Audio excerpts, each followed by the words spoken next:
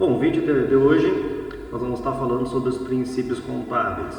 Os princípios contábeis nada mais são como se fossem umas regras, algumas leis que os profissionais da contabilidade devem seguir no andamento dos processos da escrituração de todo o processo contábil, certo? Então, a observância dos princípios da contabilidade ele é obrigatório no exercício da profissão e constitui condição de legitimidade das normas brasileiras de contabilidade, a nossa conhecida NBC. Tá? Então a gente vai ver um por um deles. Então são princípios de contabilidade, redação dada pela resolução do Conselho Federal de Contabilidade, número 1282 de 2010. São eles os princípios, o princípio da entidade, da continuidade, da oportunidade, do registro pelo valor original, da competência e o princípio da potência. O quinto princípio, o princípio da atualização monetária, ele foi revogado pela resolução do Conselho Federal da Contabilidade 1282 de 2010, ou seja, esse princípio não existe mais, porque foi revogado por essa resolução do Conselho Federal da Contabilidade. Começando dos princípios, então, nós temos o princípio da entidade, que ele reconhece o patrimônio como objeto da contabilidade e afirma a autonomia patrimonial, a necessidade da diferenciação de um patrimônio particular no universo dos patrimônios existentes, independentemente de pertencer a uma pessoa ou um conjunto de pessoas, uma sociedade ou instituição de qualquer natureza ou finalidade com ou sem fins lucrativos. Princípio da entidade, bem simples. O patrimônio dos sócios não se confunde com o patrimônio da empresa. O patrimônio da empresa não se confunde com o patrimônio dos sócios. Então aquela pessoa, digamos, eu tenho uma empresa e os bens que eu tenho no meu CPF, eles pertencem a mim como pessoa física. E os bens que estão cadastrados, estão em nome da minha empresa ou que estão cadastrados no CNPJ da empresa, esses patrimônios pertencem à empresa. Ou seja, o que é da empresa é dela. Por mais que eu seja o único sócio da empresa, que eu seja o dono da empresa, juridicamente, pelo princípio da entidade, o que pertence à empresa é dela e o que pertence a mim é meus bens, certo? Porque isso, caso de uma questão judicial, o patrimônio, se a empresa sofreu algum processo e tiver alguma penhora de bens, esse processo ele vai penhorar apenas os bens da empresa, não os bens dos sócios, exceto algumas decisões de algum juiz que possa vir determinar que o bem do sócio possa ser bloqueado também para pagamento de alguma dívida da empresa, principalmente se for dívida trabalhista, certo?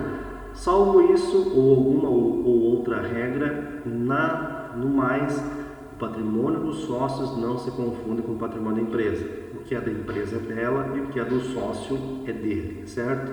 Bem simples de entender. O princípio da continuidade, ele pressupõe que a entidade continuará em operação no futuro e, portanto, a mensuração e a apresentação dos componentes do patrimônio levam em conta essa circunstância. Princípio da continuidade. O que quer dizer? Se eu abro uma empresa, eu não vou definir uma data a qual ela vai encerrar suas atividades. Ou seja, eu abro uma empresa com o intuito de que ela tenha vida longa, que possa passar de gerações para gerações. Então, a contabilidade, nesse princípio, prevê que quando se constitui uma empresa, ela não tem prazo de validade. Pressupõe-se que essa empresa ela vai ter continuidade, vai ter vida longa. Existem algumas exceções, até existem algumas empresas, os chamados consórcios de empresas, pegando como exemplo algumas empreiteiras, quando vencem uma licitação, eles montam um consórcio com 2 ou 3 empresas, criam uma outra empresa para fazer um determinado serviço, ou seja, vai fazer um determinado trecho de estrada, por exemplo. Então eles podem fazer empresa com um período X de durabilidade, porque essa empresa ela foi criada especificamente para esse fim, ou seja, para construir uma estrada. Caso contrário, nas demais empresas, tanto empresas comerciais, empresas de serviços, empresas filantrópicas com sem fins lucrativos, elas são constituídas com o intuito de ter continuidade. O próximo princípio é o princípio da oportunidade. O princípio da oportunidade refere-se ao processo de mensuração e apresentação dos componentes patrimoniais para produzir informações íntegras e tempestivas. A falta de integridade e tempestividade na produção e na divulgação da informação contábil pode ocasionar a perda da sua relevância, por isso é necessário ponderar a relação entre a oportunidade e a confiabilidade da informação.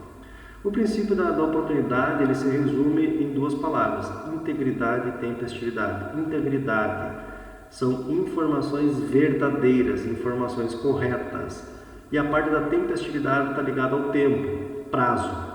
Ou seja, para que essas informações contábeis elas tenham relevância, elas tenham importância, tenham veracidade, elas têm que ser informações verdadeiras, com comprovações daquilo que consta nas demonstrações contábeis, dentro do prazo legal estipulado pela lei.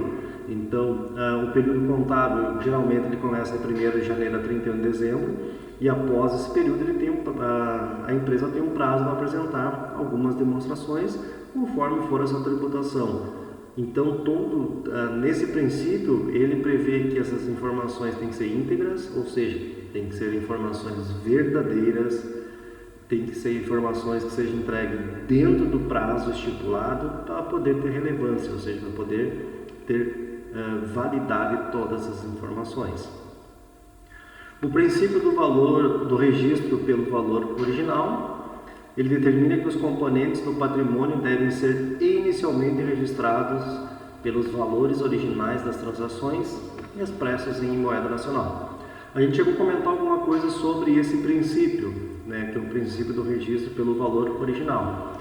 É aquele exemplo que por exemplo, os bens do imobilizado. O que são os bens do imobilizado? Veículos, os imóveis, móveis, utensílios, máquinas e equipamentos, que aí entram computadores, eles sempre devem ser registrados pelo valor original, ou seja, pelo valor da compra.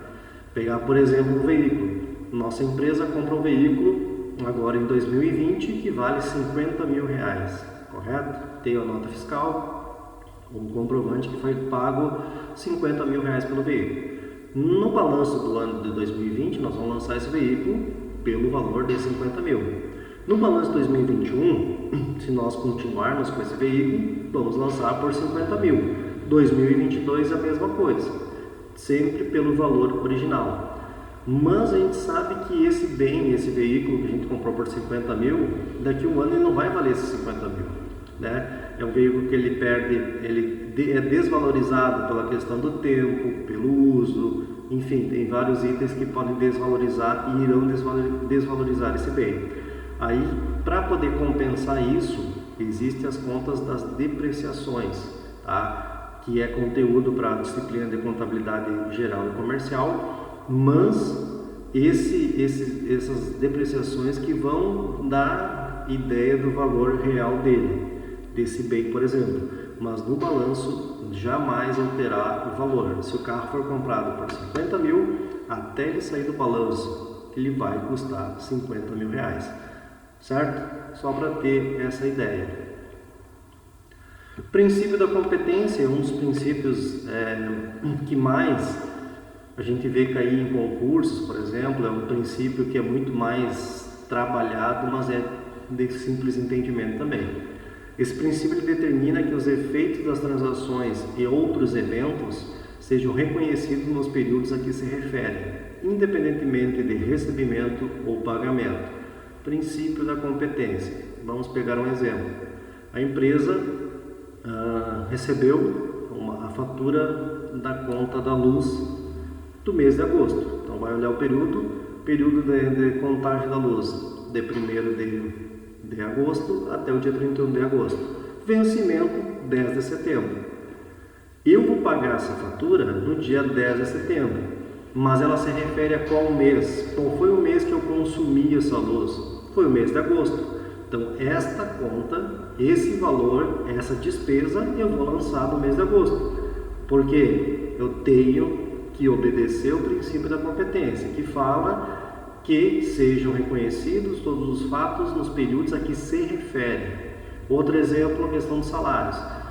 Geralmente, os funcionários recebem sempre no 5º dia útil do mês. Só que o salário ele é pago no 5º dia útil do mês, mas é referente ao mês trabalhado anterior. Ou seja, agora no 5º dia útil de setembro, as empresas estarão pagando seus empregados referente ao trabalho que foi realizado no mês de agosto. Então, o valor desse salário, todas as despesas e custos que tem desse salário, ele se refere ao mês de agosto. Por mais que eu vá pagar em setembro, esse lançamento tem que ser feito no mês de agosto, para poder estar dentro do que prevê o princípio da competência. Tem que ser reconhecido no mês em que se refere. Então a gente vai ver como é que vai fazer esse lançamento. Vai ter uma provisão de pagamento no mês de agosto e vai ter a efetivação do pagamento no mês de setembro. A única coisa que vai ter um trabalho de pegar vai ter um lançamento a mais para isso aí. Mas deve ser feito porque está previsto nesse princípio e todo e qualquer profissional da contabilidade não pode burlar, não pode ignorar esse princípio da competência, certo? Então esses exemplos eu acredito que fique bem claro do que se refere. E o princípio da prudência, o princípio da prudência determina a adoção do menor valor para os componentes do ativo e do maior valor para os componentes do passivo, sempre que se apresentam alternativas igualmente válidas para a quantificação das mutações patrimoniais que alterem o patrimônio líquido. O princípio da prudência pressupõe o emprego de certo grau de precaução no exercício dos julgamentos necessários às estimativas em certas condições de incerteza, no sentido de que os ativos e receitas não sejam superestimados e que os passivos e despesas não sejam subestimados, atribuindo maior confiabilidade ao processo de mensuração e à apresentação dos componentes patrimoniais, certo? Princípio da prudência. Quando não se tem certeza de valores, mas precisa ser lançado nas demonstrações contábeis, aqueles valores do ativo, né? Por exemplo, as contas do ativo, eles têm que ser dados num menor valor. Por exemplo, se eu tenho para receber uma conta, mas eu não sei quanto que eu vou receber, eu estou por receber das contas duplicadas receber, como exemplo, receber de 80 a 100 mil reais.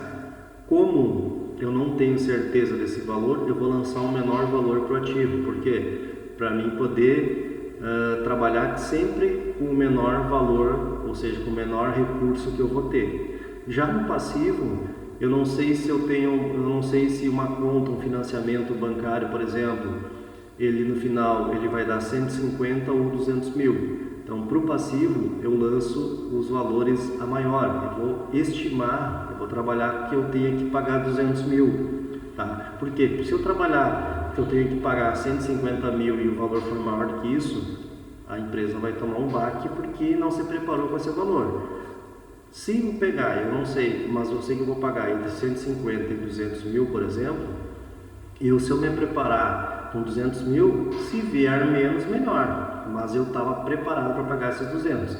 No ativo a mesma coisa, eu estou por receber entre 80 e 100 mil reais. Bom, eu vou contar que eu vou receber 80, mas se eu receber mais, vai ser melhor também.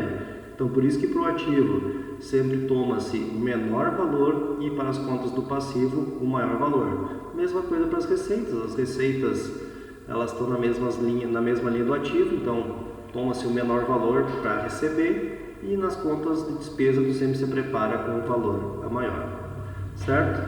Então esses são os princípios contábeis, os 6 princípios contábeis que estão em vigor hoje na lei, né? Aconselho que vocês possam dar mais uma lida, mais uma olhada mas eu acredito que esses exemplos que nós trabalhamos agora fica bem simples, fácil de compreender, tá certo? Até uma próxima.